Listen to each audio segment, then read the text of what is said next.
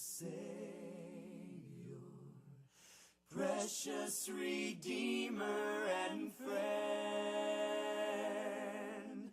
Who would have thought that a lamb could rescue the souls of men?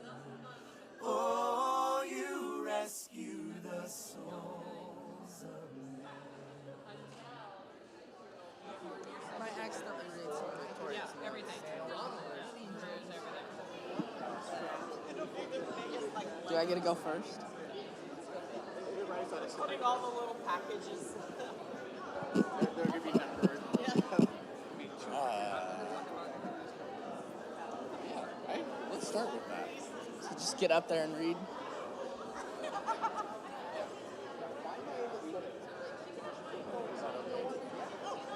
Hello. Do you want to lead this? No, because I don't.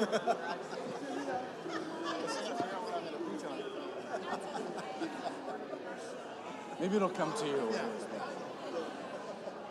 We'll inspire you. Okay, that's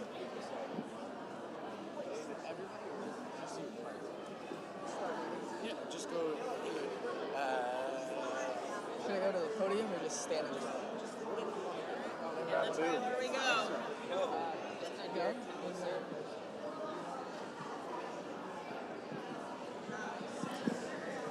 What?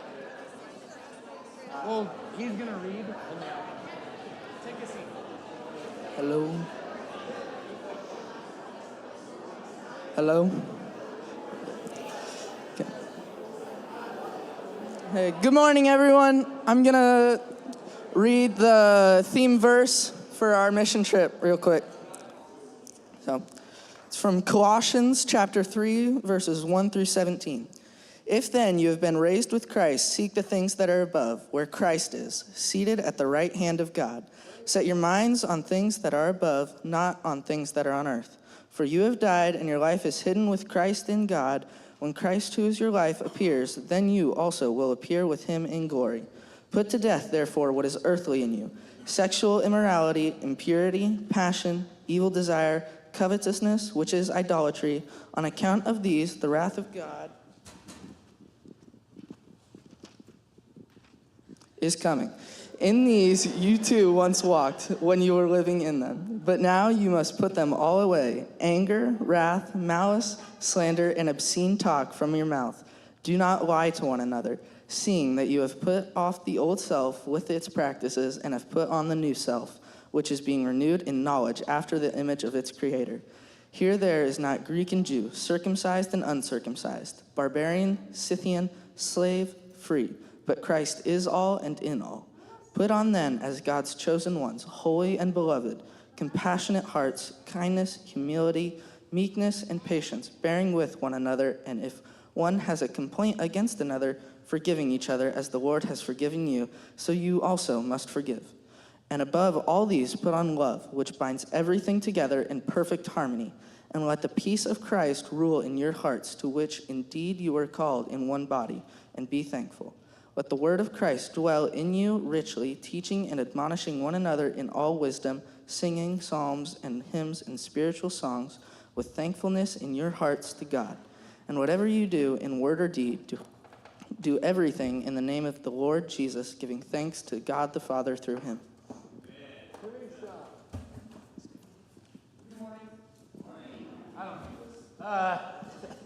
Good morning. Come on up, everybody. Good morning. This is the Caldwell mission trip team, the teen mission trip team. We went to Caldwell July 27th through August 3rd of this year. And so they want to tell you about what they did while we were there.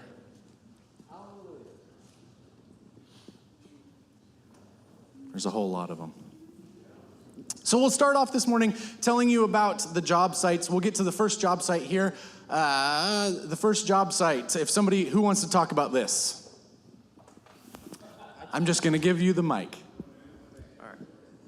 I was on the first job site most of the week. We were at Steve and Sheila's. Steve is a very, very nice old man. He was very thankful. His wife was just in the hospital right before we arrived due to some sort of infection. They didn't know it was, but thankfully she was back at his house by the end of the week, even though doctors were almost certain she was going to have to go to a rehab center and not be back at the house for a couple months. God worked and she was able to be there, but we still didn't get to see her. There was a lot of junk in the house and the siding was falling apart, but we replaced the siding, painted the house, took out the junk, and it looked really nice afterwards. We had to sand some parts of the house where we weren't tearing off the siding so that we could paint it. You can see in the top right corner, that's one of the areas where we were tearing off the siding. In the front of the house, we had to pull out a bunch of weeds just everywhere. We redid a garden bed he had.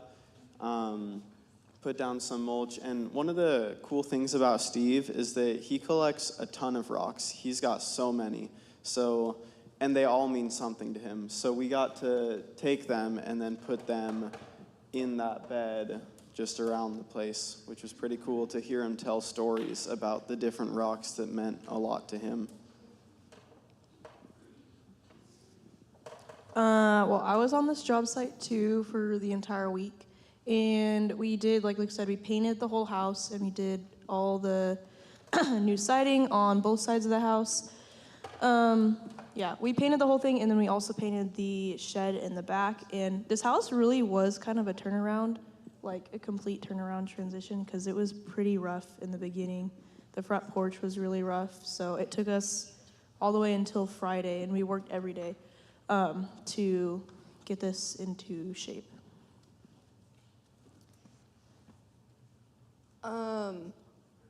I guess we also, there was some, what are those called? Shutters that needed to be painted. We repainted a ton of things that was on his porch. We also, me, Egan, and Victoria especially, we built a brand new fence for him on his front porch. Egan did all the math, so that's really why he was just there.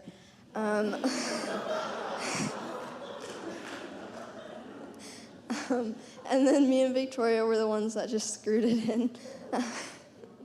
But yeah, and then we also put back up the new shutters and we hung everything back up on the porch and got it all looking spiffy. Yeah. Hello? All right. I have to make sure. So the middle picture is a bunch of tiles that were broken and cracked. And so me and my boy Jake right here were tasked with the job of removing those tiles and placing new ones down. It was not an easy job. It took us about 3 to 4 hours just to replace the tiles, and we had to make sure that everything was level. But honestly, it was a really good learning experience because it was just teaching us about trial and error. It was just like, did that work? It didn't. Let's try something else. Did that work? It didn't. And that just went on for about 3 to 4 hours, and finally we were like, okay, don't touch it. Leave it alone, and it's gonna be okay. And it was okay. It looked so nice. And I even made the statement of, if I had my phone with me, I'd take a picture of that, put it as my wallpaper. Oh. No, but Steve. I didn't talk about the obsidian. Okay. So one of the conversations I had with Steve was about an obsidian that he had in his rock collection. And he had the story of, it came from one of his good friends who's like a historian on like Indian heritage. And it's a pretty good piece of obsidian, it's pretty big. And we just talked for about 10, 15 minutes about it and about a lot of his rocks. And then one of the other ones me and Gabe talked to him about. And it was bigger than the obsidian. How big would you, like? Yeah, that was the meat one. Yeah, it was a big red rock. We talked about it for like another 10, 15 minutes maybe, and then me and Gabe jokingly said it kind of looked like a steak. Yeah. So, yeah. One more thing.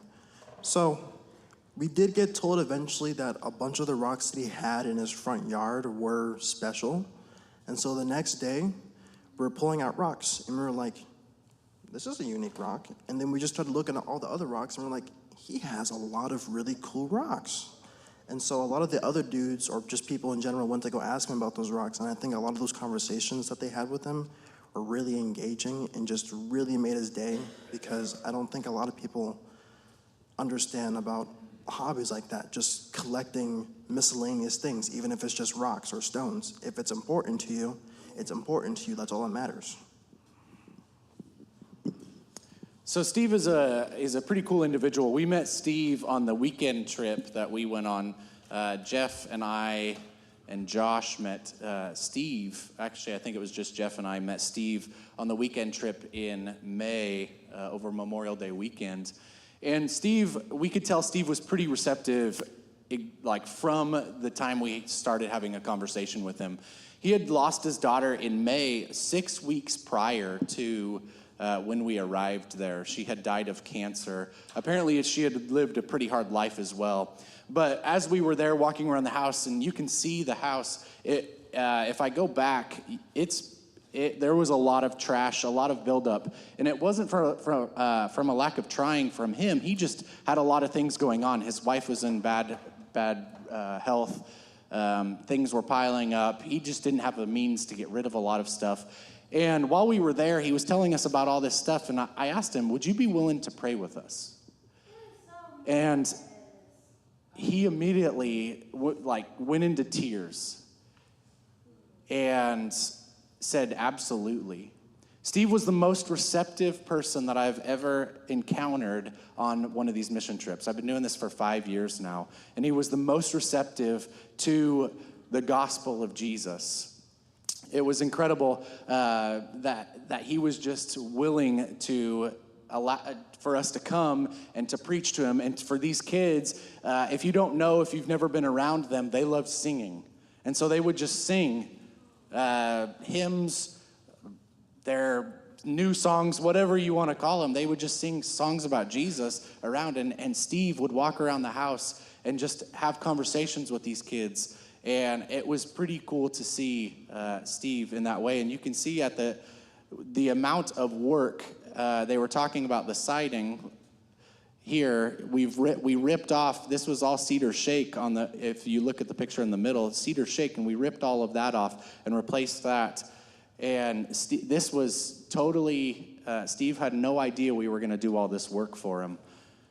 It's actually, the house is probably the best transformation of a house I've ever seen. When we first went there, I was telling the kids, this is gonna be a pretty brutal job.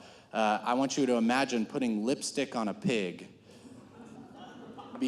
because of how bad this job is gonna be.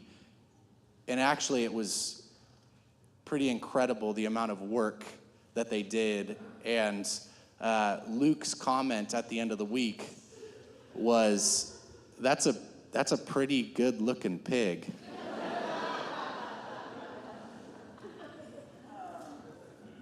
Yeah, so I misquoted it, but it was a pretty incredible transformation. And the Caldwell Church is gonna continue to keep in touch with Steve and reach out to him. And I love that relationship we have with the Caldwell Church. I'll explain that as well. The Caldwell Church is like, I only got to the end of Baker City, but I didn't experience this with the Baker City Church, but the Caldwell Church is the people are willing to go out and reach out to these people that we have created the relationship for. And it's absolutely incredible that they are willing to evangelize because we're only there for a week. We're not able to continue the relationship, but the Caldwell Church is, and they're willing to do that. So we'll move on to the next job, if somebody wants to talk about Debbie's house. I got you. Well, we're going over here.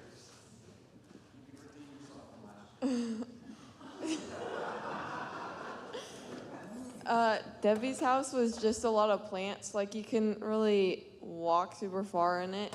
There's just, like, plants up to here. And so we just had to rip out a lot of stuff and cut a lot of the trees and the rose bushes and everything. Oh, and, yeah, and sometimes she wouldn't want us to rip out some of the plants, but we tried to do our best. Yeah. Somebody said it looked like a jungle before we started, and I would definitely agree with that because when you walk in the backyard, you couldn't see the back fence, you couldn't see the side fence. It was just trees and bushes and weeds everywhere. And like just any step that you took was on a weed. So I think we weeded for at least 7 or 8 hours straight. And then when we were done weeding, we then were trimming a bunch of trees and like rose bushes and stuff and just like trying to make it look a little better because it just was a mess. And so Greta, Ava, and Elaine and I, those were the girls on the site, and we just weeded for like 7 or 8 hours straight. But I think we had a pretty good time together. We were always laughing and sharing stories.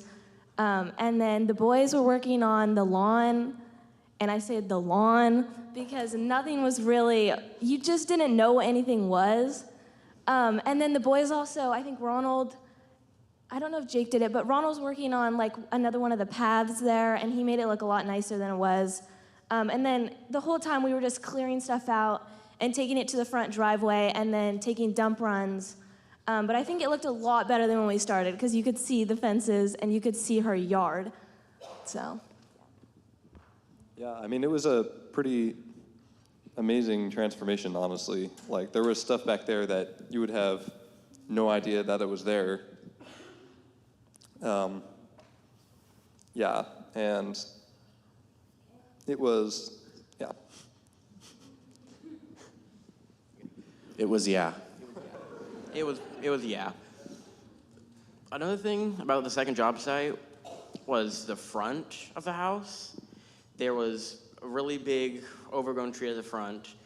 I think it was, a lavender plant that was completely over the sidewalk, so the sidewalk was blocked. And along the back side of the house, there was a couple bushes that I know Jenny and Lisa, and I think the girls also worked on with them, and Niall, Speaking of Niall, there was, I think, 6 wasp nests that he ended up killing while at that house alone. That was one of his side jobs. If there was a wasp nest, you go to Niall.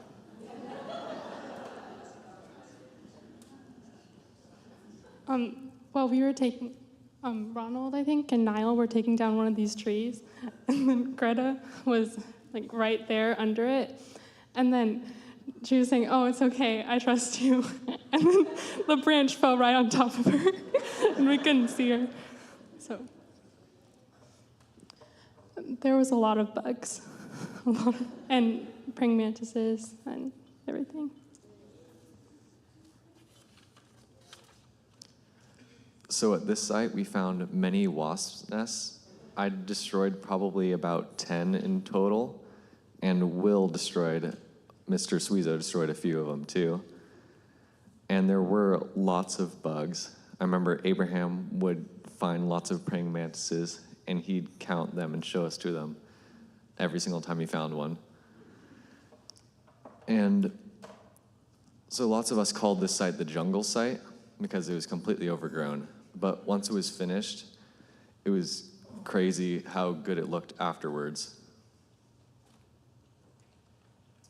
Yeah, if you look at these pictures here, I think these, we'll get to that. I think these are the only pictures we took of the ending site, but if the contrast is pretty incredible between this picture and these pictures. So if you can see this picture over here, that is all thistles that the kids had to hand pick. So all thistles that were probably 3 feet to 3.5 feet tall that she had just let grow. Everything was way overgrown in the backyard. And like they said, the transformation was incredible. We were able to do some stuff unfortunately, Debbie was kind of hard to work with. She was, I'm not exactly sure what was going on, but she had some problems, I'll just put it at that. And so we kind of limited the amount of time we were at the site, and especially with her contacting the teens because of how unstable she was, which is unfortunate. But she actually came to the Caldwell Church because she, on Tuesday nights, they have a community dinner. And she is one of those people that come to the community dinner and said that she needed help with her property. So they are continuing that relationship and that evangelism with her. Somebody want to talk about this?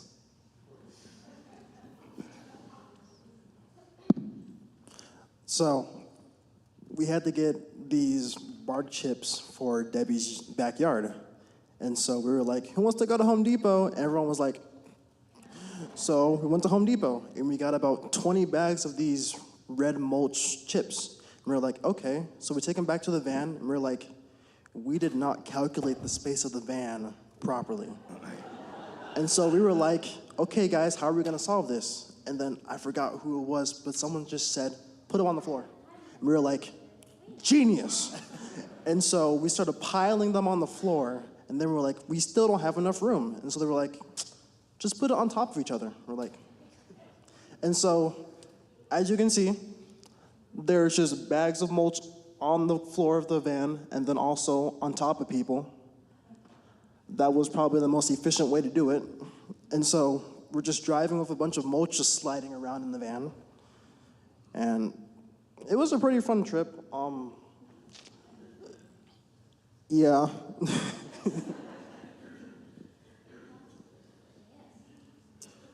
Let's go to Kevin's house. Who worked at Kevin's house? So Kevin's house was mostly, I'm not sure what it was, but there was weeds just piled like 2 feet high across the entire driveway. So we had hand pickers just digging them up from the rocks, and then we had weed eaters, I think, the second day we were there, and we just hacked through the entire thing. And mostly he needed some junk thrown from side yard, I think that is, and then we just put it in the trailer and then make a dump run, come back, do it all again. Except there were a couple more wasps that Niall decided to also get rid of. But he had this dog. He was like really big and chunky, and his name was Tonka, and everybody loved him, and he was the sweetest dog you've ever met. Yeah, I think that's about it.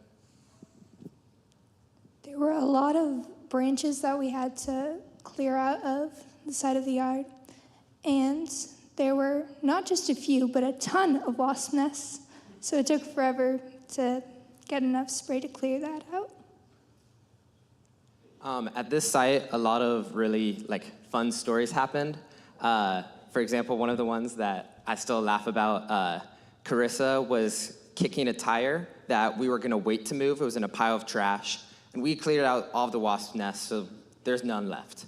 But we're she's kicking it, trying to kick it over, and everyone's just kind of standing around some reason. I don't know why, but then she flips it over, and there's 2 or 3 wasp nests in there, just crawling with wasps, and we all just ran away. Someone dropped the wasp spray, so then the wasp spray's next to the wasp, and it's our last one left. We ended up killing them with fly killer, so somehow that worked.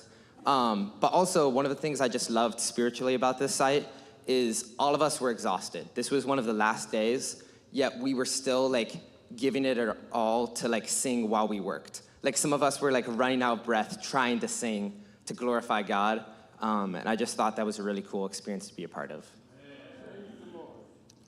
Yeah, so I had a couple experiences with the wasps. But I think one thing you forgot to say was I was debating about it. I was asking you guys if it was okay if I turned over the tire and everything, and you guys said yes. So anyway, I did ask you guys. It's not all my fault. But yeah, I just really like this site because, yeah, there's a lot of spiritual aspects, I guess. And just clearing all the grass and stuff was very satisfying and everything. So, yeah. So this site, again, the owner of this house was named Kevin. These pictures don't do it justice. These pictures were taken in May. The weeds that were in front of, that's not the right button. The weeds that were in front of the garage here, in front of the shop, those were, Caleb's demonstrating. I mean, the entire driveway there was covered in weeds that were about knee height or taller. And so we started with the bright idea to have them hand pick them because we needed them to delay. And eventually we got enough as adults. We were like, this is enough. We're just going to weed eat this instead of having them hand pick it. But yeah, we probably, I think we took 3 or 4 dump runs out of this property alone. 2 of yard debris and 2 of trash. Kevin had said when we were there, it's cool because he used to help in, I think, Moses Lake. Is that what he said, Jeff? Moses Lake, he used to do this for other people, and now it's coming back around, and he's being helped. And so that's pretty cool. Kevin is one, again, like Debbie, that we should continue. Actually, we should pray for all of them. Kevin, we should pray for. Kevin thinks of religion as an individualistic thing, and his wife is an atheist. And so I'm hoping that this helped plant a seed, and the Caldwell Church can continue watering that seed, and that we can pray from our end as well for Kevin and his wife. So. This site, we got this site because one of the church members lives right across the road. Yeah, and the church member, his property is very nice, and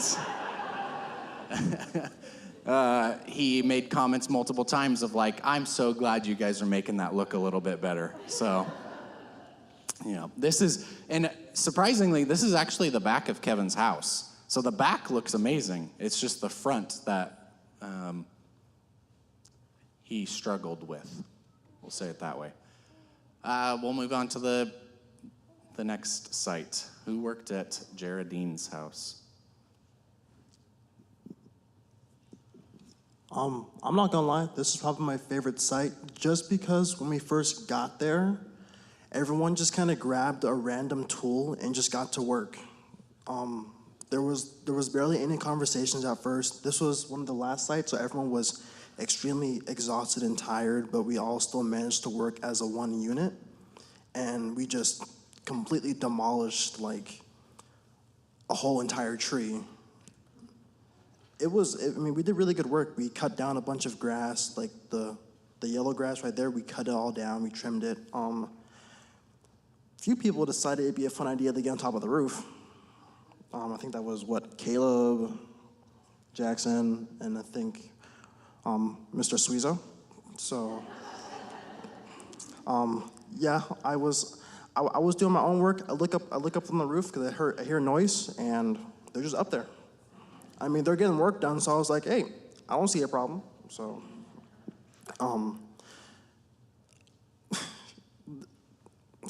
something about this house. We got told very point blank that I forgot her name, Geraldine. Geraldine's husband was also present.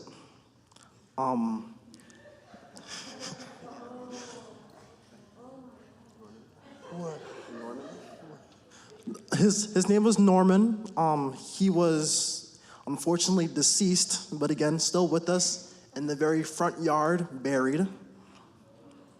Luckily, it was an urn. It was an urn. He wasn't just completely buried, but it was an urn. We paid our respects. It was nice to see him. I'm so bad. But I had a lot of fun in this house, and then at the very end, we got to hear Geraldine sing, which was very uplifting, especially after all the work we did this week. It was just nice to hear someone else sing for us for a change, and then we also sang for her. And I think out of all the houses, besides excluding the first one, because the first one is just a special one on its own, this house was probably the most spiritual to me, just because it was just really connecting, just getting work done in a big open field, having planes fly over you every so often. It was just a great environment, and I was so happy to go and just work. So I worked mostly at Steve and Sheila's house, but I got to work at this house towards the end. And one of the projects that I got to work on was raking a bunch of the dead grass in the backyard into these piles. And so we ended up taking them and putting them into a dumpster. And then that was one of the big projects that I worked on, loading up branches and stuff. But I never got to meet Geraldine until the last day when we went to sing for her. And that was really moving, watching her get emotional and hearing her stories and all these really cool things about her. Just knowing that we did all this work and then actually getting to meet her at the end was really cool for me. I raked.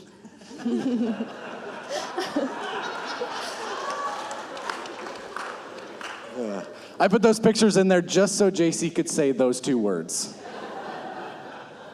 Who else worked at Geraldine's? Actually, Caleb and you two talked about your experience. Do you want to start? Sure. So, when we were working on taking out this tree, half of it had fallen over and died, essentially, but half of it was still standing, and a fair amount of it was hanging over the roof, so we had to cut that stuff down before we took the tree out the rest of the way. So me, Mr. Suizo, and Caleb here got up on the roof, and yeah, we were using this pull saw to cut some of the branches out, but it was a long ways to reach. Yeah. Yeah, I gotta say, this was probably my favorite, physical thing that I got to do. For example, off the bat, before we started, Sam was made it very important. That was make sure, do not let any branches hit the roof. The very first branch hit the roof. And Sam just looked up at me, it's so disappointed. I did better after that. As you can see there, me and Mr. Suizo are trying to catch it and stuff, but there's a couple times where he was don't let it drag you off the roof as well, which is am I gonna catch it or let it drag me off? Which do you want me to do? But yeah, it was just really fun working with the four of them because Sam was down on the ground coordinating. At one point, both Will and Sam cut down 2 separate branches, which they thought they were gonna do separately, but they came down both at the same time. So then there's branches falling at us from 2 angles and that was a little bit scary, I gotta be honest, but still really fun. You lived. There's Norman. Geraldine's a sweet old lady. This is her on the left-hand side. This is the kids praying and singing around her. She actually led, what was the song? They will know we are Christians by our love. I'm not sure what that title of that song is, but she actually wanted us to sing that song. We didn't know all the lyrics, but yeah, we sang that with her.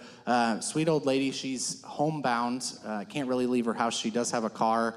The battery's dead. But Alan Evans, if you know who that is, he was in the Portland metro area for a long time. Alan is part of an elder at the Caldwell Church, and he lives in the neighborhood. And actually, Selma, from the first year, lives right around the corner. Alan lives right near there too. And Alan is very good at evangelism and evangelizing his neighbors. And Geraldine is one of his neighbors. Sweet old lady, needs his help a lot. And needed our help. Yeah, like they said, we had a giant tree, or not a giant tree, but a tree that they said got hit by a lightning strike. It actually had rotted all the way through, and so it just split in half, and part of it was leaning on the house, and part of it was still standing. And so we were able to get that out of there for her and minister to her. And so it's she was a blessing to be around. She is a sweet old lady, but very direct. She'll tell you exactly what she wants when she wants it. So I love her. Yeah, so now I have some questions for the teens that I sent out, and apparently they didn't get it. But somebody tell me what your favorite experience of the trip was.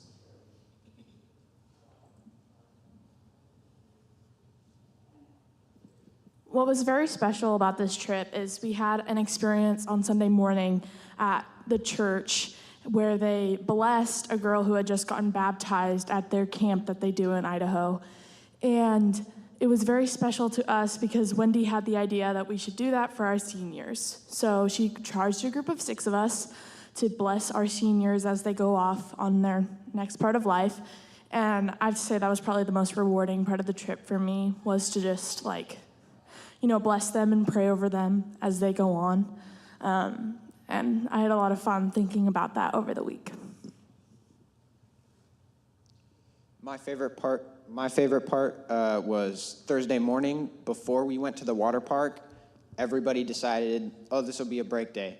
But there was like 12 or 16 of us who all went back out to Geraldine's, like waking up at normal time. It was 5 in the morning, so 4 a.m. here. But we all decided we were just going to get it done, and then we'll go to the water park. We didn't quite get it done, but I feel like everybody who went and didn't take a break day just really felt like this was needed. And so that group of us felt a lot more refreshed when we got into the water park. But yeah, we were singing and hauling wood. One of my favorite experiences of the trip was just all the singing that happened. We had a lot of singing. Like, we did it, obviously, like, we had devos every night, so we'd sing then, but we also, we sang on the work sites and in the vans, and that was just very uplifting, all that we did, so, yeah. Somebody tell me something you learned.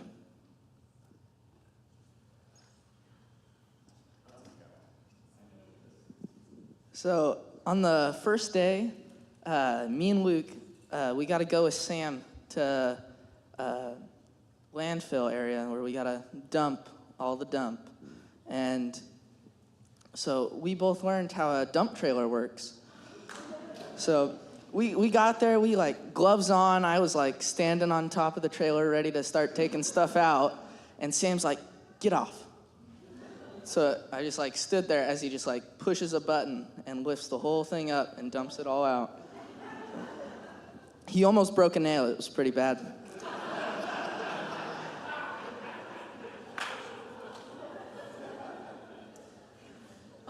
So one thing I kind of learned and kind of thought about, I think on Friday night, was I don't know if everybody in the group would necessarily agree with me on this, but Wednesday night we have a Devo, where the Caldwell church comes and we do a Devo with them on Wednesday night. And I was talking to one of the men who had come, and I was saying, I kind of realized that at this point in our lives, it's never going to get easier to pick up and go for a week and serve other people.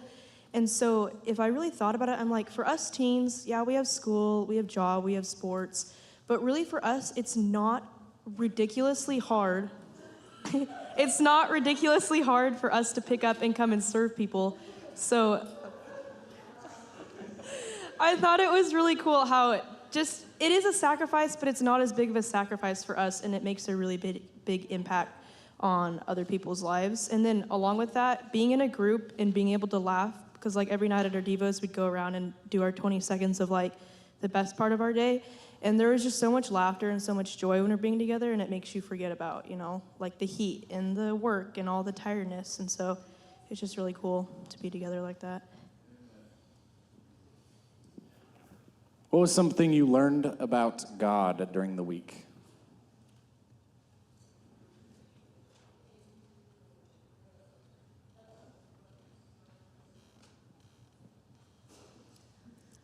Something that I learned about God this week was people always say he works through people, and I already knew that part, but it was really cool to actually see it happen through us. And like we were working and building these, or not building, but we were fixing up these people's houses and just helping them out through work. And it was really cool to see how we could touch them through that. And at first I was like, well, like this will help them, but like how will it help them spiritually? And it was really cool that we could have conversations with them, and we were singing, and just seeing the way that God can work through us to reach out to people was really, really cool. Another thing is that he just opened so many doors for us throughout this trip. And also last year, like, I'm sure a lot of you heard that last year, a neighbor near the house we were working, they let us use their bathroom over the course of the week so that we didn't have to go all the way back to the church building.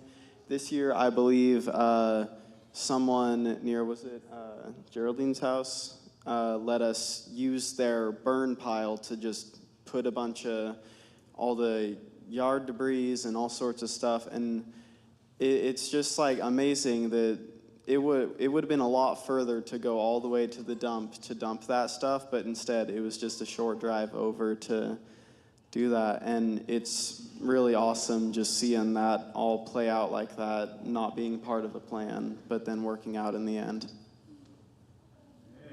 I feel one of the things that not only from this trip I've learned, but I feel like God has been trying to teach me over and over again, is that truly anything is possible with God, and to not put limits on him. Like, for example, that first house, as Sam was talking about, it was not great. And honestly, every house, like, it was kind of like looking at them as like how we're just gonna try putting a dent in this like mess that's going on and just try to like bring Jesus into their lives. And because we like put our trust in Jesus that like he was gonna work, we were able to do like just amazing things. Like all of them just seemed so transformed from, as Luke said, from a pig in lipstick to a pig that looked really good in lipstick. One of the things we did for our Devos at night is our Bible reading for the one-year Bible that we're doing matched up with what we were reading for our theme verse very well. And so one night we were reading, and Jeff charged us with picking one thing we wanted to work on out of a section of verses. And the next day was a really hard day for the team. And we all got challenged in that part that we had prayed about and said that we wanted to work on. And that was God just saying, like giving us those opportunities to work on those things. And it was just very powerful.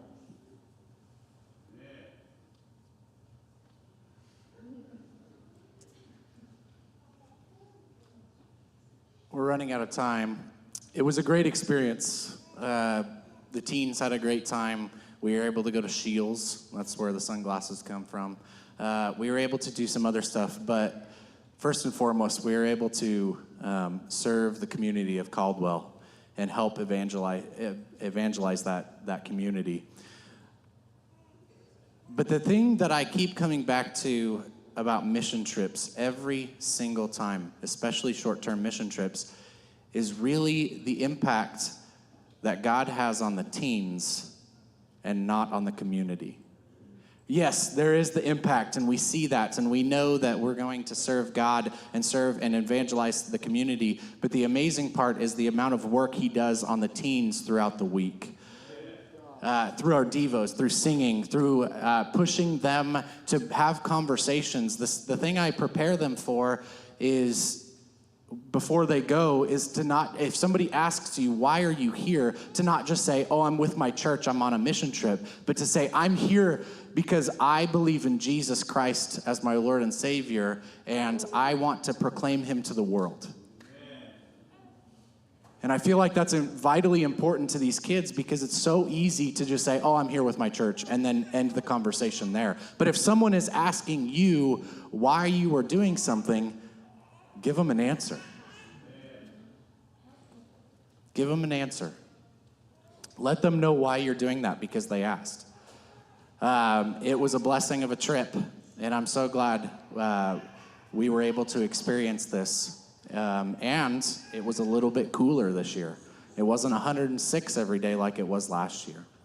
So And I got my family got to go too. So I will have Gabe pray for us, and then we'll end class.